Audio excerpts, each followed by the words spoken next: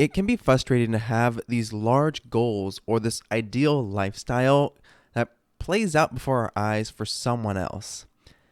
Now, I don't mean this as a comparison, but it's more so when we have something that we know that we want, this ideal that we're striving for, and social media or just this idea of keeping up with the Joneses can play such a role in it that it can distract us from actively setting the goals that we need to get us to the point that we'd be able to lead a life that's mindful and that we enjoy and that overall means something to us. And in this episode of the Keeping Everything Simple podcast, I'm going to go over 2 books as well as my personal experiences that have helped me set goals and stick to them, as well as get back on track even when I know I've fallen short or when I haven't had the motivation to continue to pursue them at times, as well as how you can do it as well. Keeping everything simple, let's jump right in.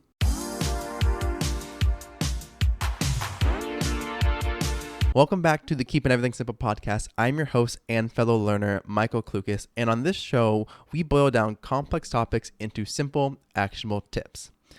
So, the reason why I like this idea so much is if you saw the last episode, then you know that I've gone through and I've been keeping goals for, the past couple years here. And throughout 2023, I've been very intentional about what the 5 kind of categories are, because they were the same categories I've had since last year, and how I've adjusted the goals to try to get me to where I want to be long term. Now, I try to give updates about them, and I honestly am kind of bad about it, but it is a very interesting point because for me to have these goals and these larger aspirations, there can be so many points in which I feel like I'm not doing enough, or like the goals I have may not be the right goals. And that can be very discouraging at points, but also it's a little bit freeing because I don't have to feel like if I don't make this work, then I'll never reach that end goal that I really want. Instead, it's helping me realize that I can adjust and move the goalpost a little bit to realign with who I currently am and the chapter and season of my life that I'm in. So let's set the background a bit more. In working with intentional goals, there has to be that first question of what are your goals? And that obviously seems very obvious. However, there's points in which we never write them down. We never commit them to memory. We never put them in a spot where we will always see it. Like for myself, my goals are on my wall in my room throughout the entire year. And I get to see them every single day to know that I'm making progress towards them. And that's great for me as a reminder. But also, there's other ways I can do this. There's recommendations of having it on my phone at all times, so I'm always able to see them, always able to pull them up because I know what I'll be working towards. And that's where the beauty of it comes in, because you have to understand, like, what are you working towards? Is it a certain lifestyle? Is it a certain income amount? Is it a skill set you want to have? Is it a certain appearance you want to have?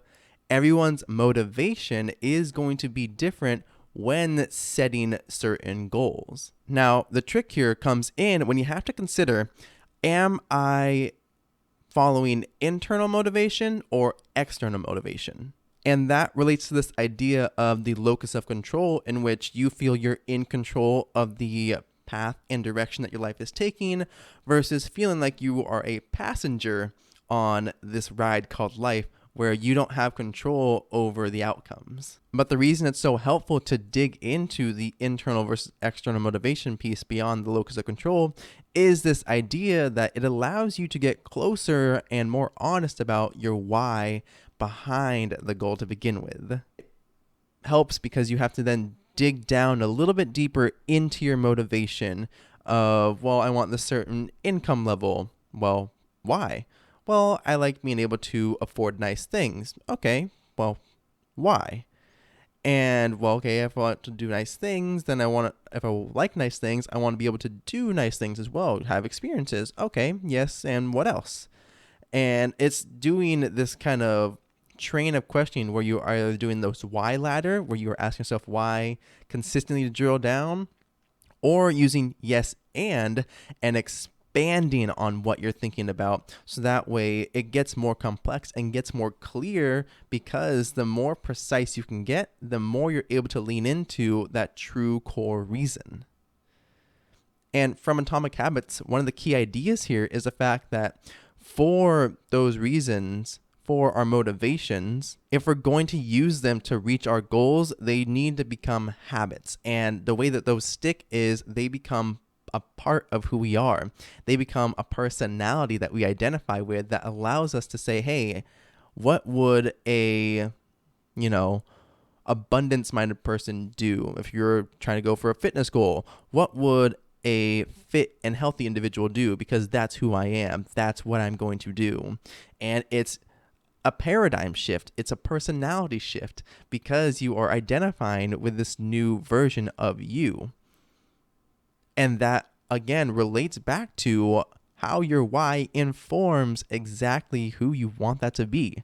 So the more clear that you get, the more you can ensure you're heading on the right path, as opposed to what you think might be the right path, but is actually more of a cover up for your true reasoning. Another thing you have to consider then is, have you walked down this path before?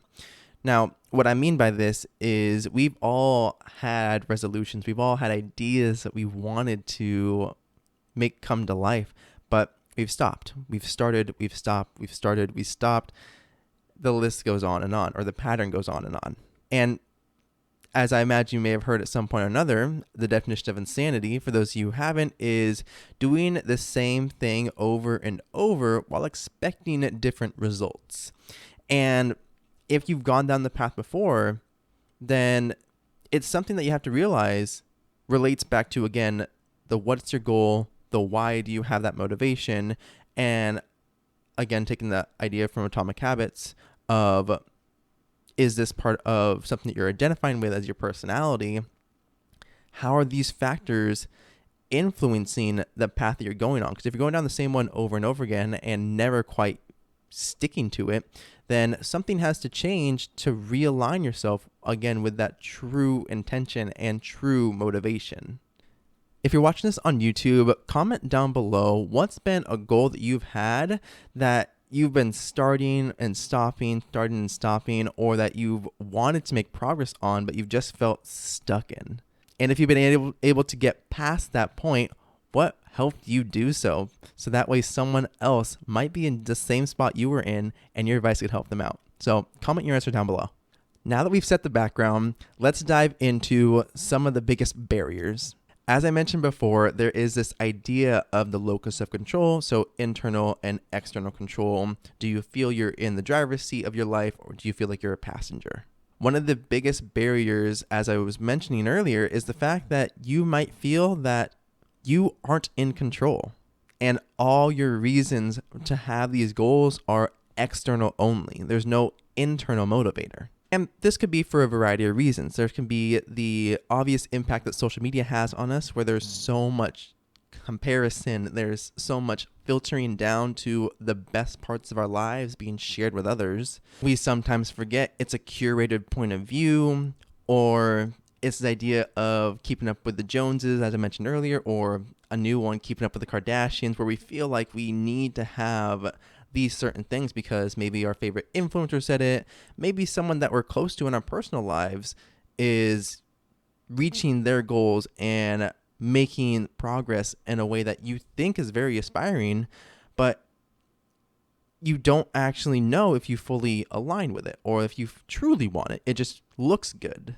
And it all relates to this idea of comparison of, are you trying to have a certain outward appearance, but only ever the appearance? Or are you truly trying to change your internal workings and, again, realign yourself with what means the most to you? And so the external factors and external motivators, if you're only ever relying on those can change and go away at any point. And that's the honest truth about it. Instagram may change their algorithm, and one day you may be seeing posts about a 20-year-old who's traveling the world and making money doing that. The next day you'll see a 50-year-old who runs their own business and has been doing so for the past 20 years, and they get to spend all their time at home. And you're like, oh, wow, I wish I could do either of those. And you're 35. And it's trying to get over this fact that everyone's motivators are going to be different, but the biggest deciding factor is that you have internal motivators that are driving you, not just these outward reasons to try to reach a certain lifestyle. Another common barrier is just this feeling of overwhelm, because the things often worth doing can be hard to do. And there's no denying that if you really want to make large changes to your life, or you really have this certain type of, again, lifestyle that you're aspiring to, it can look overwhelming to get there, especially if maybe the person or the people that are giving you that kind of goalpost are 10, 20, 30 years older than you, and you're trying to think through, how am I going to get that as a 25-year-old? And maybe my mentor, or maybe someone that I'm really aspiring and motivated by, is in their 40s or 50s. How can I make it happen now? And that can be very overwhelming, especially when you just think of the mountain of work that might come with it. And that's when you have to realize that sometimes your time horizon for these things might just be unreasonable, and that contributes to this sense of overwhelm and this sense of your goals being impossible to reach. And the reason why this comes to mind is there is a video put out by ARAC, and it was through also a conversation on the Colin and Samir show with Mr. Beast, where they're talking about how they challenged each other and are currently going through and working out consistently every single day. And I think ARAC said it was for a bodybuilding competition that they're going to be in together or something like that. But having this time horizon where they're like, yeah, it's a year out. It's not, we're going to do a sudden transformation in 3 months, in 6 months. No, it's a year out, and it sounds like it's even further based on both of their reports about it. And this is where that time horizon becomes so important, because if you want to have the sudden instantaneous change the next week, you might make it happen for that week. It won't be able to stick for the entirety of your life, because you didn't make a sustainable change that you'd be able to really hold on to. So Mr. Beast, again, is a great example where with the whole bodybuilding competition, or just changing up his lifestyle in general, he's got more focused. He, in his interview with Colin and Samir, goes over the fact that he's like, I'm only focusing on the main channel, I'm focusing on Feastables, his chocolate bar, and I'm focusing on working out. Like, those are the three main things. And it's important to realize that he spreads out his time horizon now to be decades, not just next month, next 6 months. It is in years of that being how he's processing what he's going to do and what he wants to do. So you have to consider that for yourself, of what are you trying to force to happen and what are you allowing to happen over time. And another one of the big problems that comes in, again, is this idea of personality in all of the goals. You may not feel like they are true to who you quote unquote are. And what I mean by this, again, was that definition of insanity, doing the same thing over and over again, but always expecting different results. If you don't never change anything, then the process will inherently stay the same. If you've had past attempts to work on a certain goal, but you have failed at it, or you feel like you stopped short or just fell short of where you really wanted to be, then that can be very discouraging. And that can lead to things like this kind of self-talk where you consistently say, oh, I want to do it, but I'm not the type of person that can, or only these people can do this, or whatever other excuse there might be. And you hold on to this belief that you aren't able to level up yourself, because that even though you want to change, you've tried before and it just never stuck. And that can be, again, very discouraging. It can play into that feeling of overwhelm where you just try and try, but then never feel like it's going to be enough. And when that's just not the case, it could be the approach needs to change. It could be that you have a system in place that you took from someone else, but you never adjusted to your own needs and your own lifestyle. And that's why it never took hold for you. It can be difficult, but trying to, again, change how you view yourself as an individual to allow yourself the room to grow and level up is in of itself a big part and one of the hardest goals that you can set, because it is an overtime process. It's not going to be overnight. It will take time. So then, how do we get beyond the barriers? The book Atomic Habits has a kind of 4-step framework to making these habits stick. And so those are: you make it obvious, you make it attractive, you make it easy, you make it satisfying. So a quick little snippet on each of those: that making it obvious is you truly have to sometimes choose the obvious goal or make the goal so obvious that it's hard to miss it. And I'm going to use fitness as an example here. If I am 200 pounds, I want to be 175 by the end of next year. And that's reasonable, actually, because it's obvious. There is a deadline for it. It's kind of using that SMART goal framework where you have it's measurable, it's attainable, and the time horizon for it is taken into consideration. And then you want to make it attractive. It's like, well, that is the weight that I used to be at, and for me, I know I'd feel better, my lifestyle would look better, I'd have more energy, and that in of itself makes it attractive, as well as the confidence that comes with it. That meets checkmark 2. And then the third one, make it easy. Then understand that you have to educate yourself on the pieces that you're going to need, the pieces of the puzzle that will make reaching that goal or crafting the bridge to reach the goal that much smoother. So it's, well, I need to learn a little bit more about fitness, or if I don't want to count calories, then I need to have a set number of recipes or a variety of recipes that I know the intake for, so that way I can just cook them and call it good without having to track my calories. And okay, I know that I need to work out more, but one of the most important things I can do is get my steps in, get at least 7,000 to 10,000 steps a day. And you start building up by small, simple, and easy habits that allow you to think, okay, cool, I can make it happen within this timeline of over a year. And then make it satisfying, so that way you're rewarding yourself along the way. It's, you reach a milestone. It's like you've dropped the 5 pounds, you dropped 10 pounds, and you get to celebrate a little bit. That can be different ways for everybody. Some people like a cheat meal. Some people like to have an experience to celebrate. Other people like having just a small little way to say, I did it, I'm making progress, and this is going to be satisfying at the end when I finally reach that goal. So from Atomic Habits, again, it's make it obvious, make it attractive, make it easy, make it satisfying. And because of trying to keep these 4 principles in mind, that will help you align your personality to it more. Because again, the other piece of the puzzle is that you have to identify yourself as someone who would make these decisions, someone who would make these goals and reach them, as well as also being able to adjust them over time to know that, okay, maybe I am losing weight a little too fast actually, and it's not sustainable because I'm hungry all the time and I keep snacking. Maybe I need to cut my calories and or I maybe need to increase my calories while still remaining in a calorie deficit and make it a little bit easier to maintain.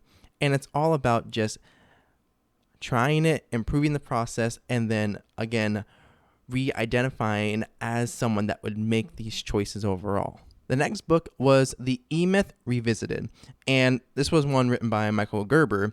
And one of his things in there is he has what he calls the internal versions of yourself. And I probably butchered that, but I'm going to keep going with it. It's the idea that there are different versions of who you are.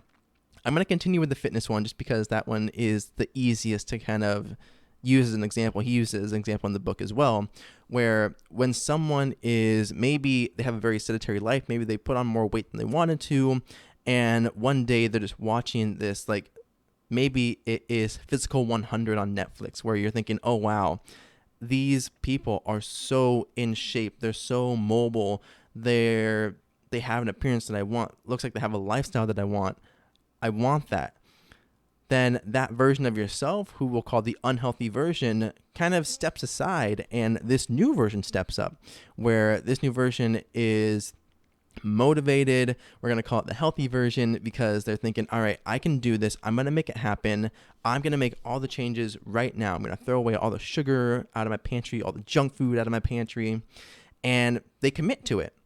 However, the thing is, while that healthy and motivated version of you is making this progress and making this change, that's because they're in the driver's seat. And the unhealthy and unmotivated version actually is still in there too. They might be the backseat driver for the time being, but they're still there. And in one of the days in which maybe you're going outside, going for a jog every day, maybe you're getting your steps in outside, and fall hits, and there's rain, and there's fog, and it's cold, and that healthy version thinks, oh, like I gotta do it, but then someone reaches forward and grabs the steering wheel, and suddenly the unhealthy version is back in the driver's seat. Suddenly they're saying, well, it's so much warmer in bed right now, and I rather not, so let me just sleep in, and it's a rest day. A rest day turns into 2, turned into a rest weekend, turns into a rest week, and then suddenly you're off the treadmill again. And this happens because we have to understand that our different versions of who we are essentially competing for who gets to be in the driver's seat, where the healthy version is making promises for the unhealthy version of you to keep, and vice versa. When the unhealthy version is in the driver's seat, they're making promises for the healthy version of you to keep. It's this cycle of who is going to be able to do it, who's going to be able to make this change happen. And the problem is we turn our future selves into superheroes. It's always a tomorrow I'll be motivated to do this, or next week I'll be able to make it happen. And that's not realistic in, again, trying to have sustainability with your goals, because if you're intentional about it, you're able to build them up in a way that no matter what version of you is in the driver's seat, no matter what day it is, you'll be able to make it happen because you identify more strongly with it, and you feel that no matter your motivation level, you'll be able to make it happen because the light at the end of the tunnel is so much more alluring, so much more motivating than where you are right now. And that's also where then the idea that you have to make the goals approachable for all versions of yourself, despite the different contexts and the different perspectives that they are going to have.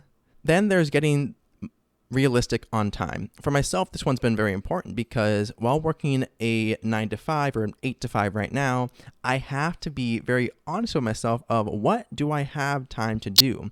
When do I have time to do something? And how long can I make it happen?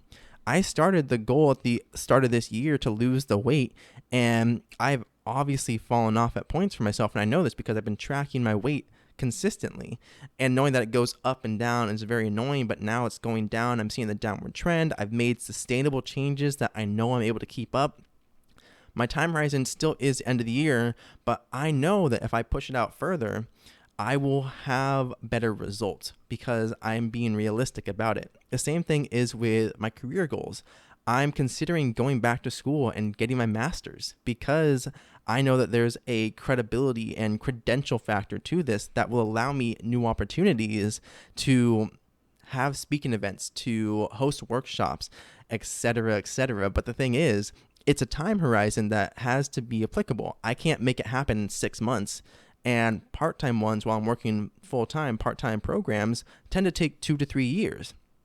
And if I'm going to make it happen in that time frame, I have to think in the span of 5 years, 10 years to get to where I want to be. And that's okay. It's just accepting that. So I know that I'm not giving myself this unrealistic standard and unrealistic expectation that by next summer, I have to have my master's, I have to be a world-class and renowned speaker and host workshops, and that's all great and good if it could happen, but also I need to focus on sustainability. I need to focus on still building up my life because I'm also getting married next year. And if I'm not balancing out everything, then that's not going to be the most sustainable route. And that's why I encourage you, don't be afraid to stretch out the timeline that you're trying to give yourself. Be realistic. And I cannot emphasize that enough, because the more realistic you are, the more you'll be able to say, okay, I can make this happen. You can't, okay, well, you can, but it's probably going to be hard. You can't write a book in a day. There's a physical time limit. And if you're trying to write like a 400-page book, then you can't just crush it all out in one single 24-hour block. If you sustainably stretch it out over a couple years, 1-2 years, writing a minimum amount of words every single day, then that in of itself will lead you to that end result of a finished book. But you can't just try to force it all to happen at once. So get realistic on what your timeline looks like. And another thing that's helped me is just remembering that I have to keep everything simple. Yes, that's the name of the show, but also it's the name of the advice too. A beginner will level up so much faster than someone who's a pro. And video games are a great example of this, where if you've ever had a leveling up feature in the game, you always level up so much easier from level 1 to level 2, level 3 to level 4, than you would at level 85 to level 86. Just because the experiences are different. The place that you're starting out from is different. So you have time to focus on the foundations, because that will help you level up so much faster. And it can be the simplest things. Most of the pro bodybuilders for like Mr. Olympia, they don't tend to do super crazy things. Like if I'm using like Donnie Coleman as an example here, you can Google him if you don't know who that is. In some of his interviews, he's like, no, I just focus on having a solid workout. I don't need to go super heavy in the weights, even though I can. And I can focus on the foundation, the basics, and get this work done right the first time, rather than coming in here for 3-4 hours and throwing weight around.